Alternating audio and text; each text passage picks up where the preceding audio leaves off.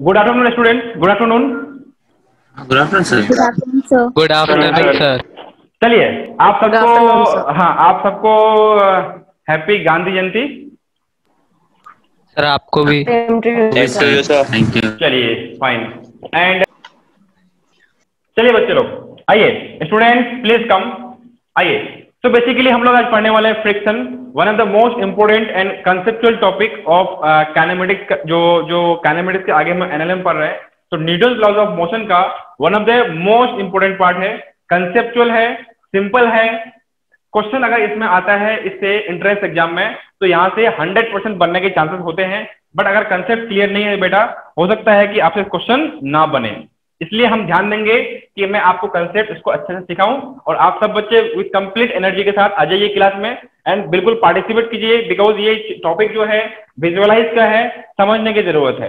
ठीक है, आइए सबसे पहली बात करते हैं, what do you mean by friction. Yes, what is friction?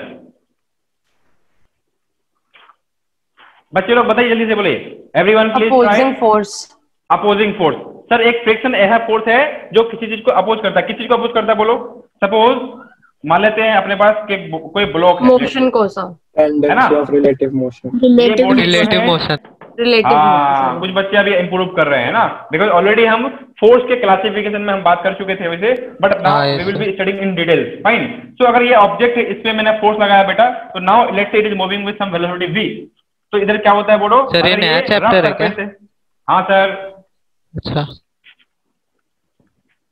है ना, if it is moving then a force friction जो मोशन के उल्टे डायरेक्शन में लगता है, दैट मींस आपको बचपन से पढ़ते आ रहे हैं कि sir friction is a force that opposes motion. क्या यहाँ तक मेरी बात क्लियर है? Yes, sir. Yes sir. चलिए हाँ Yes, sir. ध्यान सुनिएगा, ध्यान सुनिएगा। जैसे एक ऑब्जेक्ट है ए, उसके ऊपर में we have another object B. Let say मैं फोर्स लगाया ऑब्जेक्ट ए पे, तो ऑब्जेक्ट ए चला, बोलो चला कि नहीं चला? हाँ। हाँ सर। क्या बी भी चल सकता है? चल सकता है, यस। हाँ, चल सकता है तो सर। बी को कौन चलाएगा? बी को कौन चलाएगा बोलिए? फ्रिक्शन। बोलो यार। फ्रिक्शन। देखिए देखिए समझिए, आइए आपको दिख रहा है कुछ? देखिए हाँ, फोन है मैं सर। हाँ फोन के क्या क्या नोटबुक के ऊपर मैं फोन रख दिया। देखिए समझिए ध्यान से, मैं क्या फोन को टच कर रहा हूँ क्या? नहीं नहीं। हाँ बोलो बोलो सब बच्चे, नहीं। क्या मैं फोन नहीं को टच सर। कर रहा हूँ? नहीं सर। नहीं। मैं नोटबुक को चला, देखो I am moving the notebook.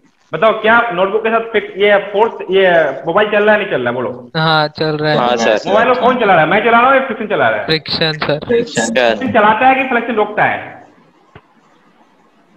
बोलो। दोनों रिलेटिव का। मोशन को सर रोकता यहाँ है। फ्रिक्शन क्या करता है? फ्रिक्शन क्या कर रहा था सर? यहाँ पे फ्रिक्शन क्या कर रहा था सर? फ्रिक्शन मोशन को अपोज कर रहा था, है ना? Object was moving with some velocity v under the application of force F। तो उसको अपोज करने के लिए फ्रिक्शन पीछे लगा, मतलब फ्रिक्शन चाहता है कि बॉडी रुका रहे, यही बोलना चाह रहे थे इसका मतलब ना? हाँ यस सर। लेकिन इसमें कंसेप्चुअल अभी सपोर्ट कर रहे हैं। हाँ समझो। जैसे यहाँ पे क्या है, मान लो मैं इसको इस नोटबुक को मैं इधर से मूव करा रहा हूँ, तो आगे की तरफ देखो मोबाइल अपने आप चल रहा है क्या? क्या मोबाइल के अंदर ऑटोमेटिक कुछ लगा हुआ है क्या? नहीं। मोबाइल को कौन चला रहा है बेटा? फ्रिक्शन। क्यों? कौन सा फ्रिक्शन? वो फ्रिक्शन जो इस मोबाइल का सर्फेस और नोटबुक के सर्फेस के बीच में एक्ट हो रहा है, that friction is responsible for the motion of the mobile. इसका मतलब मोबाइल को मोशन कराने के लिए फ्रिक्शन रिस्पॉन्सिबल है, तो फ्रिक्शन मोशन को अपोज किया कि सपोर्ट किया? सपोर्ट किया। सपोर्ट किया सर। हाँ है ना? तो कहीं तो आप बोल रहे हो सर अपोज कर रहा है, कहीं बोल रहे हो आप सपोर्ट कर रहा है। तो समझना पड़ेगा कि फ्रिक्शन होता क्या है।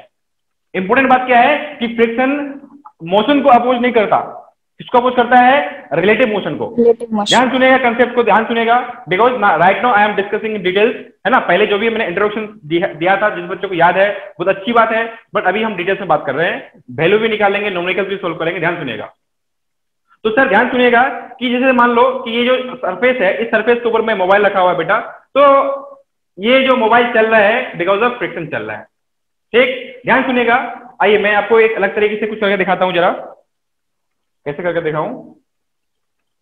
मैं करके दिखाता हूं, एक मिनट रुक जाओ, जस्ट ए मिनट। हाँ ठीक है सर।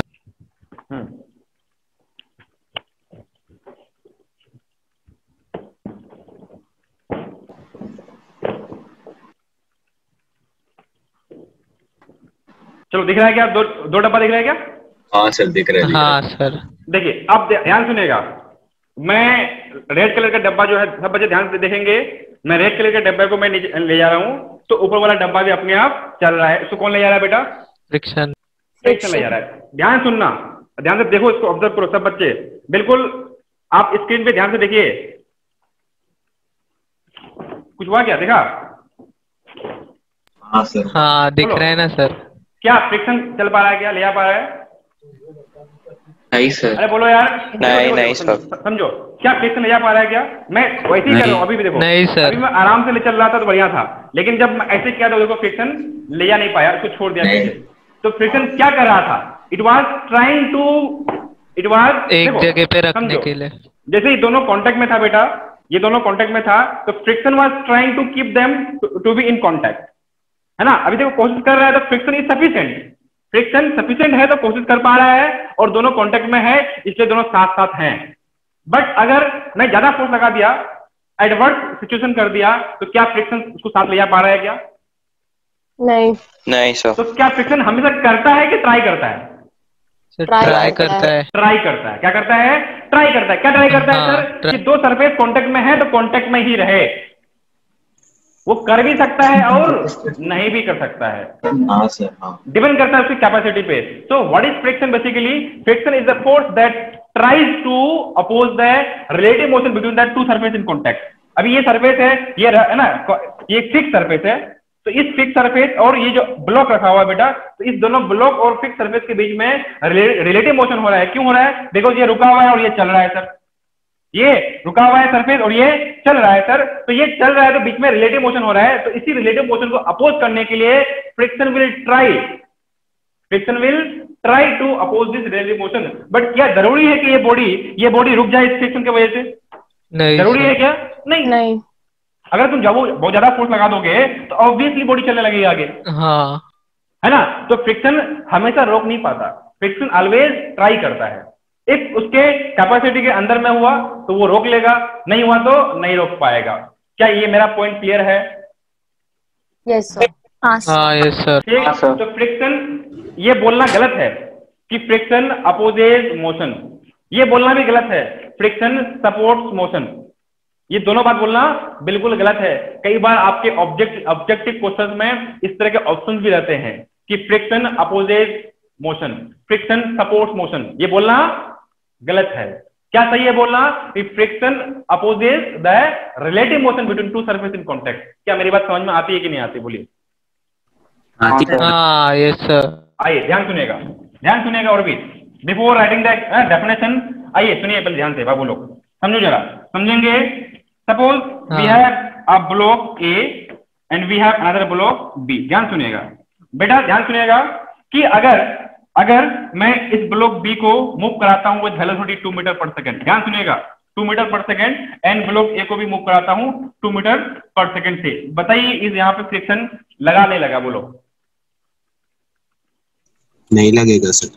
नहीं लगेगा। नहीं लगेगा जबकि दोनों मूव कर रहा है, मोशन हो रहा है, दोनों साथ साथ चल रहे हैं, बट यहाँ फ्रिक्शन नहीं लग रहा है सर। क्यों नहीं लग रहा है? बिकॉज ए एंड बी दोनों के बीच में रिलेटिव मोशन होना नहीं चाह रहा है। There is no any tendency, there is no any relative motion between the two block A and B, क्योंकि दोनों के वेलोसिटी क्या है सर? सेम है। क्या बच्चों मेरी बात क्लियर हो रही है क्या? Yes sir. तो क्या फ्रिक्शन मूविंग बॉडी पे लगता है हमेशा?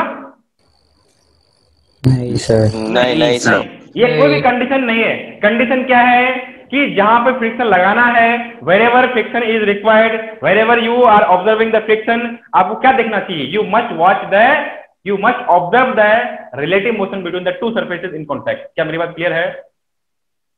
अगर रिलेटिव मोशन हो रहा है या फिर टेंडेंसी ऑफ रिलेटिव मोशन हो रहा है तो वहां पे फ्रिक्शन आएगा। अगर कोई मोशन नहीं हो रहा है, टेंडेंसी ऑफ मोशन नहीं हो रहा है, तो बेटा कोई भी फ्रिक्शन नहीं लगेगा। क्या मेरी बात क्लियर हो रही है कि नहीं हो रही है? हो रही है ना सर। हाँ सर। अगर आप ध्यान से देखेंगे, समझिए, suppose we have a block over here, एक ब्लॉक को बेटा मैंने मास m का ब्लॉक को एक हॉरिजॉन्टल सरफेस पे रख दिया, बताओ क्या नीचे लगा mg? बाबू लोग बोलिए। हाँ सर। लगा mg, ऊपर में लगा नॉर्मल रिएक्शन, बोलो यस। Yes sir. अब बताओ इसमें फ्रिक्शन लगा नहीं लगा? बोलो। नहीं नहीं लगा अभी नहीं लगा। बच्चे बोलिए, फटाफट बोलिए, फ्रिक्शन नहीं लगा? लगेगा। नहीं लगा। नहीं सर। कहाँ नहीं लगा बोलो, अरे बोलो फ्रिक्शन लगा? नहीं सर। नहीं नहीं, सर। लगा? नहीं लगा सर, नहीं लगा सर। क्यों नहीं लगा? बिकॉज ये बॉडी चलना नहीं चाह रहा है, there is no any tendency, there is no any motion. तो इसमें क्या हो रहा है बेटा? फ्रिक्शन नहीं लग रहा है। अब ध्यान सुनिएगा, मेरे सवाल का जवाब दीजिएगा। अब जो है ये एंगल थीटा पे एक ब्लॉक को मैंने यहाँ पे छोड़ दिया, लेट से ब्लॉक रुका हुआ है। अब बताओ फ्रिक्शन लग रहा है नहीं लग रहा है? हाँ लगेगा। हाँ सर। लगेगा ना, लगेगा सर, लगेगा लगेगा। बिकॉज ध्यान दीजिएगा बेटा, नीचे mg है, mg का कंपोनेंट mg cos थीटा होता है, बोलो यस, और इधर होता है mg sin Yes, theta. sir। तो mg sin थीटा से बॉडी नीचे आना चाह रहा था, लेकिन फ्रिक्शन जो पीछे लग रहा था ना, तो फ्रिक्शन ने उसको रोक के रखा है। रोक तो के बोलो, रखा। क्या फ्रिक्शन रुके हुए बॉडी में लगता है कि चलते हुए बॉडी में लगता है, या फिर वहां लगता है जहां पे टेंडेंसी ऑफ मोशन है, या फिर रिलेटिव मोशन एक्चुअल में है? सर वो आपने सी वाला बोला ना, तो टेंडेंसी। सबसे लास्ट में मेरी बात क्लियर हो रही है क्या? हाँ यस सर। फ्रिक्शन वहां लगता है जहां पर चाहे तो रिलेटिव मोशन हो रहा हो, या फिर वहां पे tendency Tendency of of motion। Relative motion हो रहा हो। हाँ सर। बच्चे लोग मेरी बात क्लियर हाँ है? Yes sir. चलिए, Yes, sir। अब समझ में आ गया। तो आइए सबसे पहले डेफिनेशन लिखते हैं, लिखिए। हाँ ठीक है। फ्रिक्शन इज द फोर्स, लिखो, friction is the force, friction is the force that comes into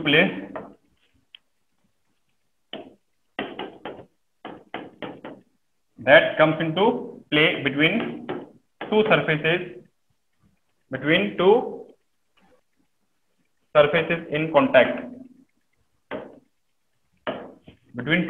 in contact, whenever there is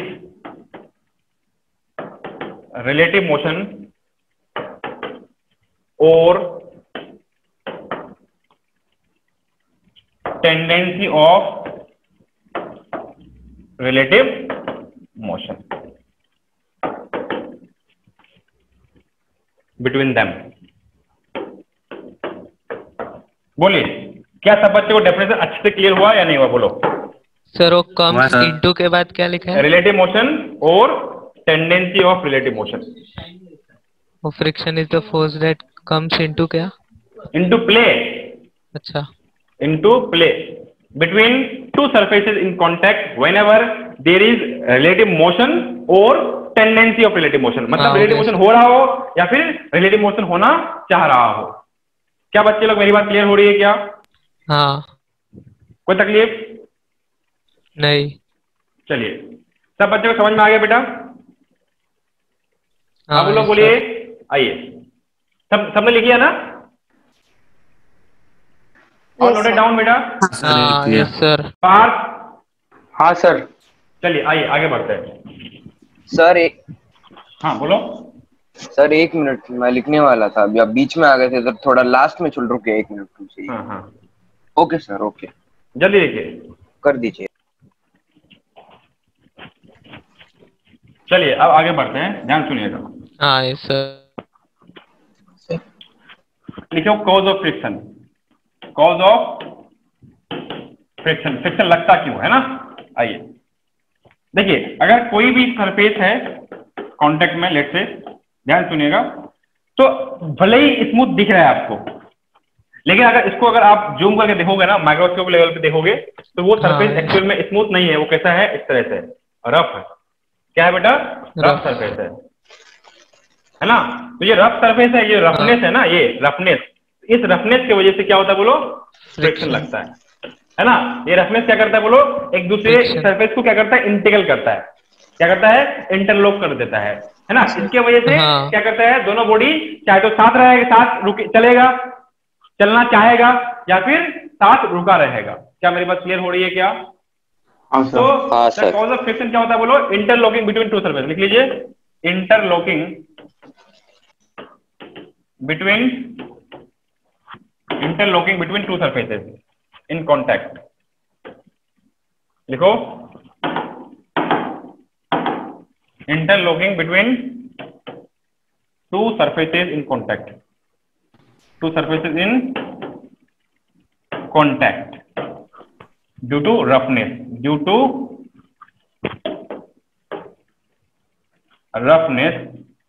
or irregularities.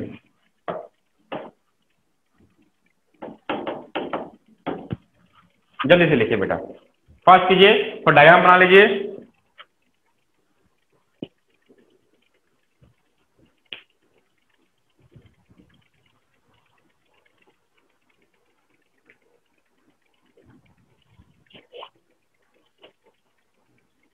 चलिए, सबका हो गया बेटा, ऑल डन?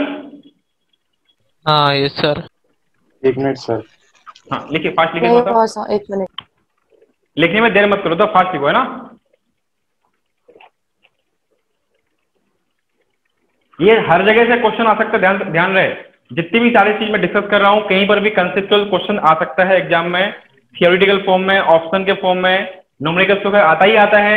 इस तरह से भी आपके पास सामने में ऑप्शंस आ सकते हैं, ध्यान रहे। सब बच्चे क्या लिख के हो गया बेटा?